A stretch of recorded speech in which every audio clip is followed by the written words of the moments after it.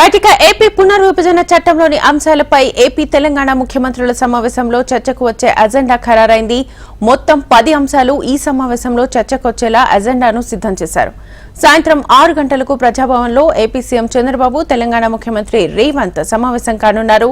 AP నుంచి ఈ సమావేశానికి మంత్రులు అనగాని సత్యప్రసాద్, బీసీ జనార్దన్ రెడ్డి, కందుల దుర్గేష్లు హాజరు కానున్నారు.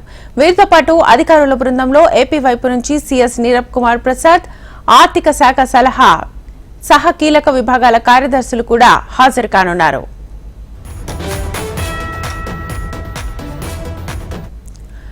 ఏపీ పునర్వ్యవస్థీకరణ చట్టంలోని షెడ్యూల్ 9, 10 సంస్థల ఆస్తుల పంపకాలపై ఇరువురు సీఎంలు మధ్య ప్రధానంగా చర్చ జరగనుంది.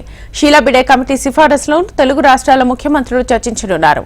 తెలంగాణ నుంచి ఏపీకి రావాల్సిన విద్యుత్ బకాయిలు 7,200 కోట్లు ఏపీఎస్పీ అంశాలపై చర్చ జరగనుంది. ఇక ఏపీ తెలంగాణ మధ్య 15 ఈఏపీ ప్రాజెక్టుల రుణ పంపకాలపై ప్రధానంగా చర్చకు రానుంది.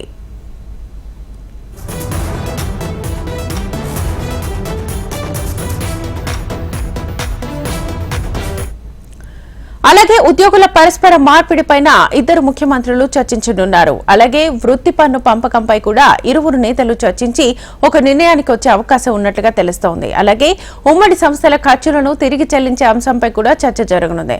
హైదరాబాద్ లోని 3 భవనాలను ఏపీకి కేటాయించే అంశం కూడా ఏపీ ప్రతిపాదించనుంది. మరోవైపు ఏపీ పునర్వ్యవస్థీకరణ చట్టంలోని 9, 10 షెడ్యూల్లోని సంస్థల బ్యాంకు ఖాతాల్లో భారీ ఎత్తున నగదు నిల్వలు ఉండిపోయాయి.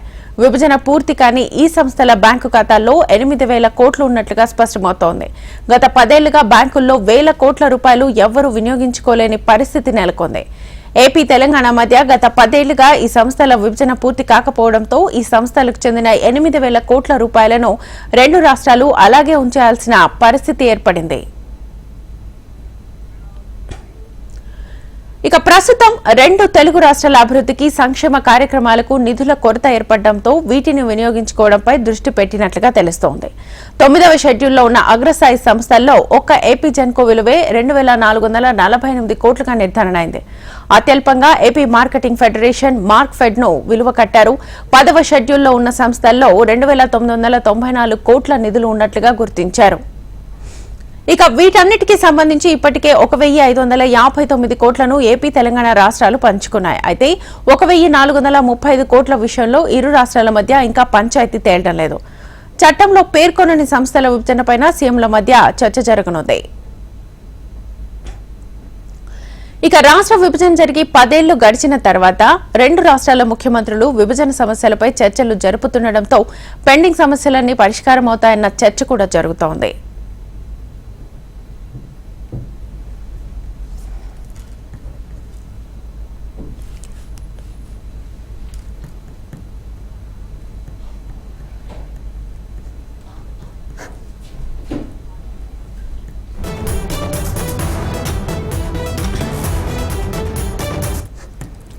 రైటిక మొత్తానికి ఏపీ పునర్విభజన చట్టంలోని అంశాలపై ఏపీ తెలంగాణ ముఖ్యమంత్రుల సమావేశంలో ప్రధానంగా చర్చకు వచ్చే అజెండా మాత్రం ఖరారైపోయింది.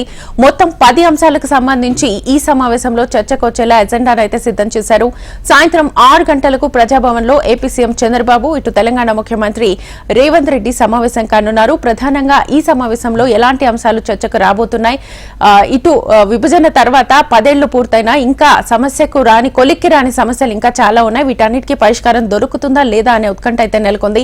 ఇదే అంశానికి సంబంధించి ఫుల్ డీటెయిల్స్ అందించడానికి మనతో పాటు విజయవాడ నుంచి రాజేష్ జాయిన్ అయ్యారు, రిపోర్టర్. అలాగే అమరావతి నుంచి కాంతి జాయిన్ అయ్యారు, గాంధీ భవన్ నుంచి ప్రేమ్ లైవ్ ద్వారా సిద్ధంగా ఉన్నారు, అలాగే ప్రజాభవన్ నుంచి ప్రవీణ్ కూడా సిద్ధంగా ఉన్నారు.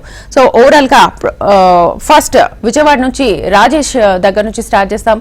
సో రాజేష్, ప్రధానంగా ఇప్పటికే 10 ఏళ్లు గడిచిన తర్వాత కూడా ఇప్పటికీ ఇరు రాష్ట్రాల సీఎంలు ఇప్పటి వరకైతే చర్చకు పాల్గొనలేదు. గతంలో కూడా ఇటు కేసీఆర్, జగన్ ఉన్నా కూడా ఇటు ప్రజా సమస్యలపై చర్చించిన దాఖలాలు అయితే లేవు. ప్రస్తుతం ఇప్పుడున్నటువంటి ఇటు రేవంత్, ఇటు చంద్రబాబు కూడా ప్రధానంగా ఈ భేటీకి సంబంధించి ఇప్పుడున్న రాష్ట్రాల మధ్య ఉన్నటువంటి ప్రాబ్లమ్స్ ఏవైతే ఉన్నాయో ఇవన్నీ కూడా క్లియర్ అవుతాయని భావిస్తున్నారు. అప్డేట్స్ ఎలా ఉన్నాయి?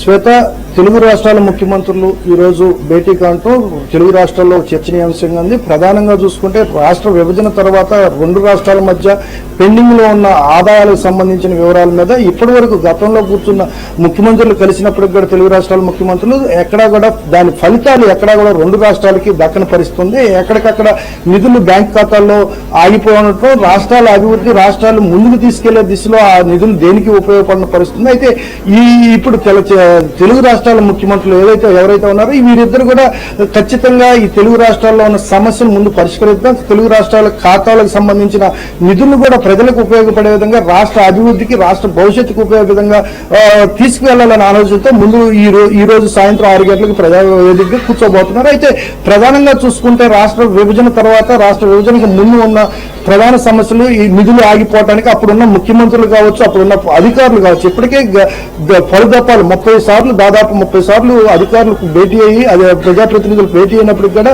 సమస్యను ఎక్కడికక్కడ ప్రెస్టేజబుల్ గా తీసుకొని ఒకరికొకరు వాదనలు ప్రతివాదనలు చేసుకున్నారు. కానీ ఎక్కడక్కడ సమస్య పరిష్కారం చేసుకునే మార్గంలో ఏ ఒక్క ప్రజాప్రతినిధులు కూడా చేయలేదు. అయితే ఇప్పుడు తెలుగు రాష్ట్రాల ముఖ్యమంత్రులు ఇద్దరు కూడా పూర్వ పరిచయాలు, అదేవిధంగా పూర్వం ఉన్న బంధాలతో సంబంధించి ఇప్పుడు ఎట్టి పరిస్థితుల్లో తెలుగు రాష్ట్రాలు, అటు తెలంగాణ రాష్ట్రం కావచ్చు, ఇటు ఆంధ్రప్రదేశ్ రాష్ట్రం కావచ్చు, ఖచ్చితంగా రెండు రాష్ట్రాలకు న్యాయం జరిగే విధంగా ఈ విభజన చట్టంలో ఉన్న హామీలు, అదేవిధంగా ఏవైతే ఆర్టికల్ 9, 10 లో ఉన్నాయో వీటి పూర్తి స్థాయిలో విభజించుకొని సుఖాంతం చేసుకునే పరిస్థితి కనబడుతుంది. అయితే తెలుగు రాష్ట్రాల్లో ప్రజలు కూడా అదే భావిస్తున్నారు. ఇద్దరు చంద్రబాబు నాయుడు కావచ్చు, రేవంత్ రెడ్డి కావచ్చు, ఖచ్చితంగా ఈ సమస్యను పరిష్కరించేసి తెలుగు రాష్ట్రాల్లో మధ్యలో ఉన్న విభేదాలను తొలగించే దిశగానే ప్రయాణిస్తారు. ఈ రోజు జరిగే సమావేశం కూడా అదే దిశలో ఉంటుంది.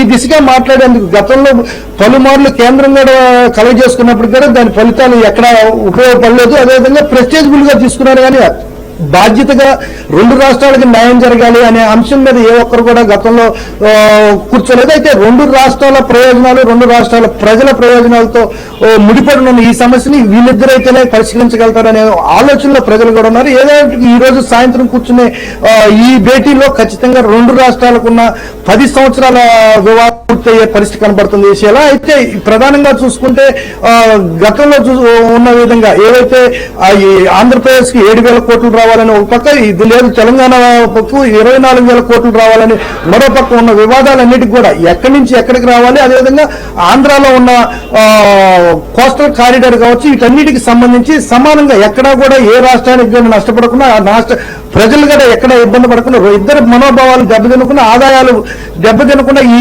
సమావేశంలో పూర్తి పరిష్కారం అయ్యే పరిస్థితి కనబడుతుంది. విషయాల రైట్ రాజేష్, మళ్ళీ మిమ్మల్ని కాంటాక్ట్ చేస్తాం.